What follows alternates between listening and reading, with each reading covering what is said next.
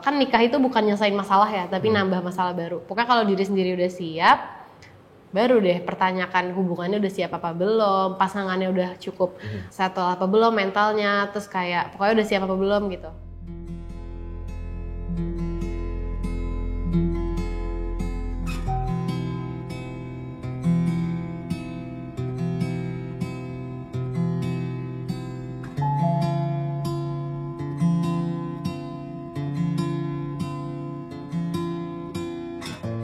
Ini gue coba ambil yang ini ya.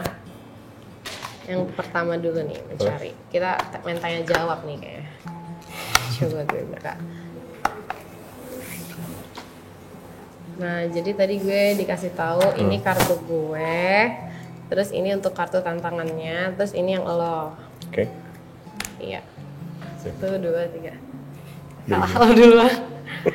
Oke, ayo. Berarti kalau kalah gue yang nanya dong, gue duluan yang ngambil ya? Oh gitu?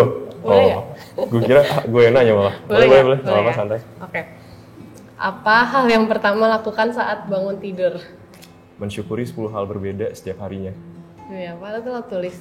Enggak, jadi misal gue bangun tidur, yang gue lakuin sekarang kayak terima kasih ya Tuhan atas kayak bantal yang empuk ini. Terima kasih ya Tuhan ada AC yang masih dingin. Iya. Ya kan? Terus kayak terima kasih ya Tuhan masih dikasih nafas pagi hari ini. Lebih hal-hal yang makin spesifik, makin kecil. Oh, jadi makin lo syukurin hal kecil gitu ya? Ya mungkin yang hal-hal yang sebenarnya kita selama ini tuh ada.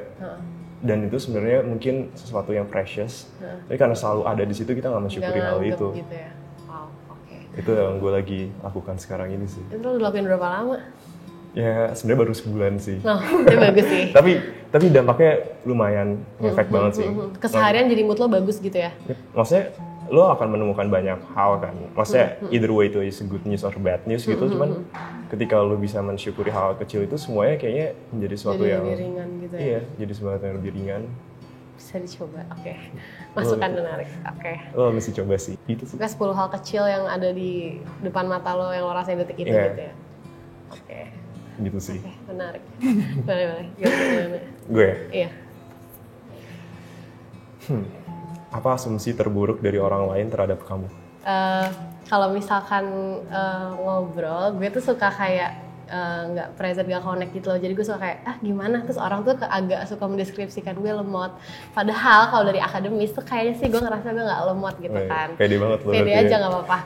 Tapi kayak orang bilang kayak lo lemot Devi, tapi kayak enggak kok. Kayaknya gue ngerti yang lo omongin. Tapi kadang gue tuh daripada takut salah nangkep. Jadi gue lebih baik gue nanya lagi. Gue nggak berasumsi gitu loh. Misalkan gue nangkepnya gak sesuai sama omongan dia, terus gue asumsi di otak gue sendiri kan, terus nanti gue salah nerima, gue nggak mau dong. Akhirnya gue sering kayak, gimana maksud lo ABCDE bukan gitu. Jadi gue sering gitu, terus orang tuh kayak, lo lemot gitu. Gue kayak, gue ngerti nih, gue cuman gak mau salah nangkep gitu. Kenapa gampang terdistract atau gimana? Nggak tahu sih, kayak otak gue suka sambil jalan pas orang mikir gitu. Gue juga suka kayak gitu soalnya kadang-kadang. Iya sih, akhirnya gue sering kayak, gimana maksudnya gini bukan gitu. Gue takut salah nangkep, jadi orang selalu bilangnya kayak filmot gitu. Menurut kamu aku orang yang seperti apa? Menurut gue lo orang yang ramah. Terus menurut gue lo punya prinsip yang cukup kuat kalau gue rasa ya. Dan lo mungkin dekat sama keluarga. Oh iya betul. Okay. Menurut gue itu sih yang ketebak. Yang satu sama dua gue bisa jawab, tapi yang ketiga betul. Dekat sama keluarga, oke. Iya, gue acak abis lo pilih ya, nanti ini gantian. Oke. Awas lo aneh-aneh ya pilihnya. Udah nih. Gue tahu sedikit deh. Tunjukkan search history di YouTube kamu, jelaskan hanya dengan satu kalimat. Oke. Gue ambil HP gue ya. Cek juga nih. Coba, gak boleh di-delete. Gue close app dulu sama. Gue NLP teknik. Kalau gue paling atasnya terakhir itu TC Jakarta. NLP tuh kayak apaan sih tuh? Gue gak tau sih, bokap gue tuh suka baca buku itu. Terus habis itu kayak terus NLP itu tuh tentang kayak cara berpikir manusia, teknik gitu, yang dimana itu cangkupannya luas banget. Kayak lo bisa pokoknya cara ngatur ini deh, setahu gue tuh cara ngatur alam bawah sadar lo gitu, teknik yang bisa impact-nya kemana-mana gitu. Tapi berarti lo emang suka self development things gitu ya. Yang maksudnya lu baca buku tentang self development juga gitu-gitu. Dikit-dikit iya sih gue suka ke arah sana. Daripada baca buku novel cerita, gue lebih suka yang kayak ke arah sana. Itu kalau lo apa tuh TC Jakarta? Sebenarnya TC Jakarta ini tuh sebenarnya gereja gue. Oh. Jadi itu namanya The Collective Jakarta. Ada di sini di gedung Citibank. Oh deket sini. Iya. Tadi gue harusnya gereja yang offline, cuman karena ada acara ini jadi gue malah gerejanya online aja. Oh nggak apa-apa. Iya, jadi karena sekarang kan ibadah lo online, lo harus apa ya, disuruh online juga kan sebenarnya kan, biar lo nggak begitu sering ketemu offline. Tapi ternyata online dengan ibadah online ternyata tetap masih bisa lo lakuin gitu, dan lo masih bisa dapetin perasaan yang sama dengan offline gitu. Vi, gue ambil ya? Iya, boleh. Yang kedua ya. Nah, itu yang tengah dipisahin tuh. Yang atas dulu deh. Oke. Ladies first. Terus yang tengah, 2. Ganti lo yang nanya dulu kali ya. Oke. Nomor 2. Cek. Apa saran terbaik yang pernah kamu terima dari orang lain? Pikirin dulu dan prioritasin diri sendiri itu. Oke. Terus kalau misalkan diri sendirinya udah terprioritaskan, nanti lo ke depannya akan lebih bisa efektif dalam mengambil keputusan. Memilih mana yang benar, mana yang salah, mana tahu bagus buat diri gue, mana yang enggak gitu. Jadi harus balik lagi awalnya ke diri kita dulu, diprioritasin, baru keluarnya nanti lebih bagus. Berarti lebih kayak ke self love gitu gak sih? Iya. Nah, intinya itu dulu. penting banget sih. Itu penting banget. Gue juga baru dengar itu dari orang belum lama ini, dan gue baru kepikiran, ini kayak penting banget sih. Bahkan sesimpel kayak ketika lo berhasil mendapatkan sesuatu gitu, lo harus bisa treat diri lo dengan proper. Iya. Kayak mungkin lo makan di tempat yang enak sendiri gitu, karena lo nggak apa-apa juga gitu. Iya, punya pencapaian dan lo nikmatin buat lo dan diri lo. Itu gue nggak pernah sih, gue nggak pernah tuh. Oh, lo mesti coba sih. Ini gue juga baru mulai kayak baru kayak pergi sendiri aja gitu ya.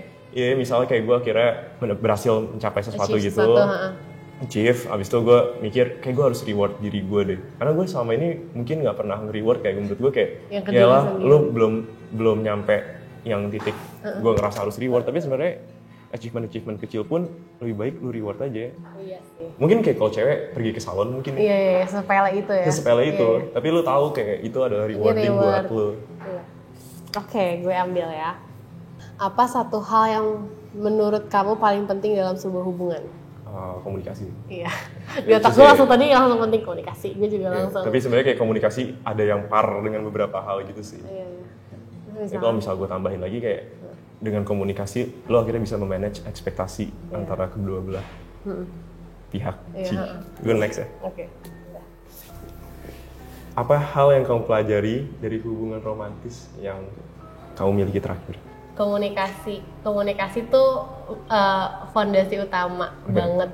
Kayak kalau misalkan komunikasi itu, makanya tadi pas lo bilang komunikasi dan set ekspektasi, gue tuh super agree karena itu yang gue abis pelajarin di hubungan gue terakhir gitu loh. Kayak komunikasinya jelek sehingga ekspektasi yang terbentuk dari kedua pihak tuh beda-beda dan gak ada yang kepenuhi, jadinya jadi yang gak sehat. Padahal menurut gue nggak ada yang jahat dari dua-duanya gitu, tapi karena emang komunikasinya jelek, jadi nggak bisa komunikasiin tuh ekspektasinya apa, cara yang bisa diatur, ekspektasi mana yang harus dikurangin, yang mana yang bisa tercapai mana gitu. Jadi kayak terkesan ada satu sisi yang jahat, padahal menurut gue sebenarnya enggak gitu. Jadi harusnya pas PDKT tuh perhatiin banget komunikasi lo sama orang itu cocok apa enggak gitu. Bener sih, tapi emang balik kadang kan orang kayak suka takut nggak enakan kan. Iya bener-bener. Gue juga ngerasa kayak komunikasi yang paling menjalin hubungan dari pelajaran yang sebelumnya adalah mengkomunikasikan itu mendingan belak-belakan aja. Iya bener. Gue lebih suka kayak daripada tersirat, taunya gue salah mentafsirkan, mendingan gue to the point aja. Gue pengen gini deh. Menurut lo gimana ya? Kalau nggak bisa, kita upayanya gimana? Ya maksudnya namanya kita ngejalin hubungan kan pasti sama-sama pengen nyari solusi bersama kan. Dan solusi itu harus datang dari kedua belah pihak menurut gue. Oke, next kita sekarang pindah ke kartu tantangan. Gantian deh lo yang Asyak, nanti abis itu gue yang pilih kali ya. Oke, gini aja deh. Iya, oke. Ini kali ya. Pas lu buka. Utarakan sesuatu kepada orang yang ada di depanmu. Apa tuh? Gue duluan kali ya.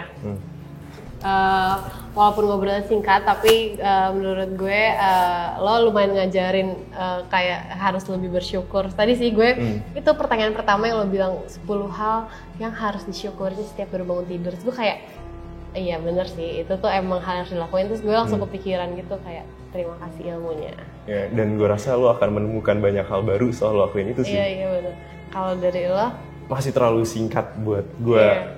Karena gue tahu lo nggak suka dijudge kan. Jadi gue nggak bisa terlalu banyak mengutarakan. Sekarang gue minta coba judge gue. Oke.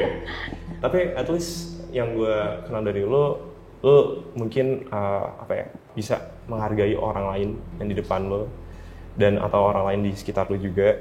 Plus yang bisa gue lihat lagi adalah lo sepertinya ya orangnya cukup care sih harusnya. Dari jawaban-jawaban dan tadi ya, dan lo family banget gitu.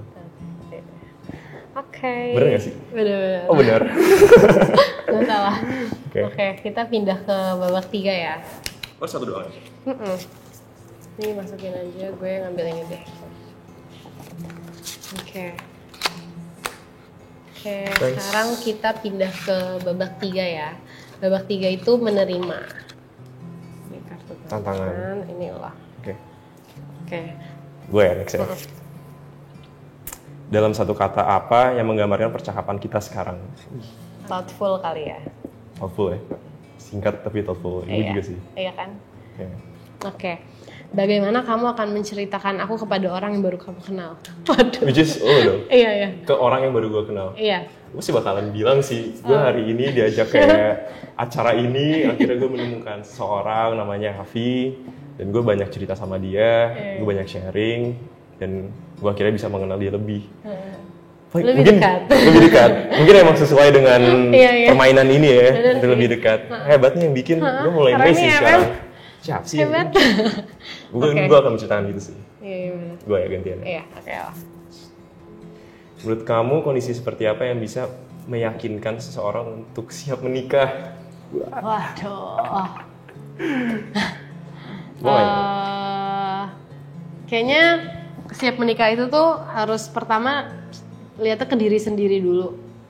Terus habis lihat ke diri sendiri, kalau misalkan sama diri sendiri udah clear, semua urusan udah terjawab, semua pertanyaan sama diri sendiri udah terjawab, ngerasa udah siap.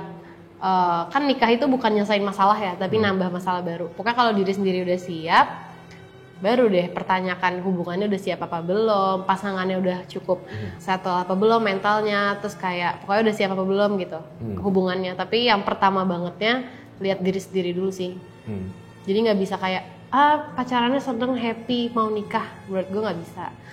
Lo lihat diri lo sendiri dulu, lo udah clear sama diri lo udah siap, baru lo lihat hubungannya udah siap apa belum gitu. Pertanyaan gue nih, kalau lo di dalam kondisi seperti itu, lo mau menemukan itu bersama pasangan lo apa lo dan diri lo aja?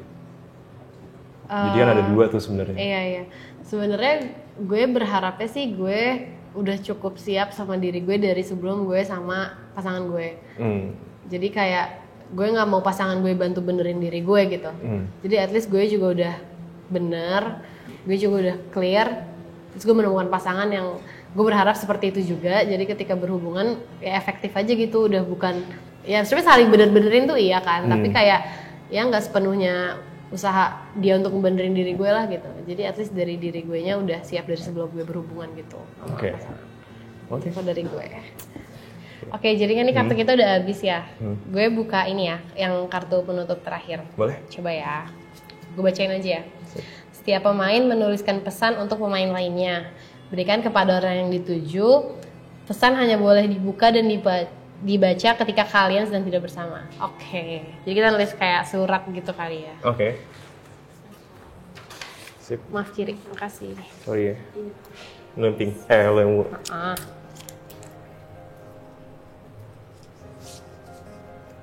tulisan gue sejujurnya jelek sih, gara-gara gue udah lama banget gak nulis. Lebih jelek lagi gue. Sumpah, di ngantor gue gak nulis. Jeng. Kok gue ngelipetnya kayak... Gue dulu banyak seringan nipet kwitansi. Minta members ya? Iya, masukin amplop. Oke, nih ini thank you. Suratnya, thank you ya. Nanti dibaca. Oke, gue akan baca. Lu juga? Iya.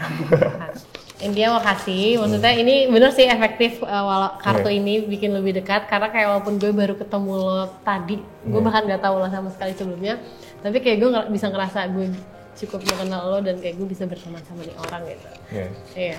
Gue setuju sih. Iya menurut kan? gue kartu ini yang bikin menurut gue boleh juga nih, pinter juga nih kan. MM sih. Dan ini bisa dipakai banget sih buat apa ya, untuk mengenal orang yang lebih dekat, mungkin yang tadinya nggak pernah bisa ada kesempatan buat ngomong gitu kan, dan bisa ngebantu mereka akhirnya bisa lebih mengenal sih. Iya, gue setuju. Iya nggak sih? Oke, nanti kita ngobrol-ngobrol lagi ya. Kita ngobrol lagi. Thank you ya. Iya, makasih ada juga. kesempatan ini dan gue akhirnya bisa mengenal lo lebih dekat. Iya, gue juga makasih. Ya, moga-moga kita bisa mengenal Ketemu lebih lagi dan juga. ketemu lagi ya. Iya, oke. Oke. Oke, thank you. Sampai ketemu lagi ya, Vi. Dadah. Bye-bye.